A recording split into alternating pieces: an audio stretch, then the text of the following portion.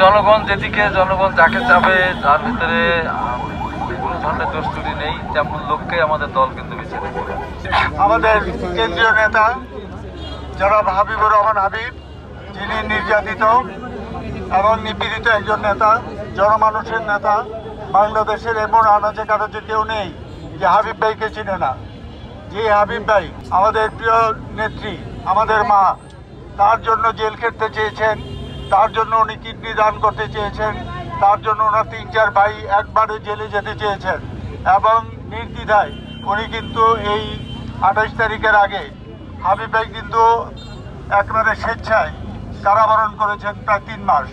টানা তৃতীয়বার অর্জন করেছে দেশের সেরা সুপার ব্র্যান্ড স্বীকৃতি বসুন্ধরা টিস্যু। এটা হয়তো আপনারা জানেন কিনা জানি না, সেই হাবিব ভাই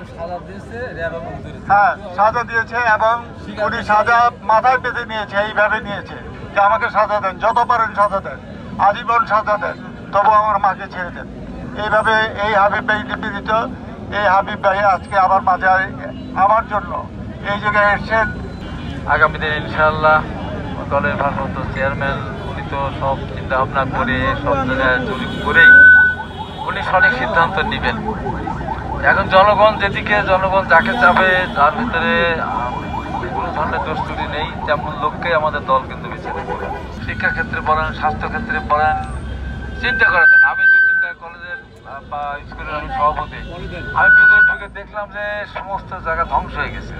তা আমরা এই জিনিসগুলিকে আমাদের দলের ভারপ্রাপ্ত চেয়ারম্যান জনাব তারেক রহমানের নেতৃত্বে দেশটাকে আমরা সামনে দিকে এগিয়ে নেব ইনশাআল্লাহ। আধুনিক কৃষি নির্ভরশীল এবং আধুনিক শিল্প নির্ভরশীল বাংলাদেশ আমরা গড়ে তুলব ইনশাআল্লাহ।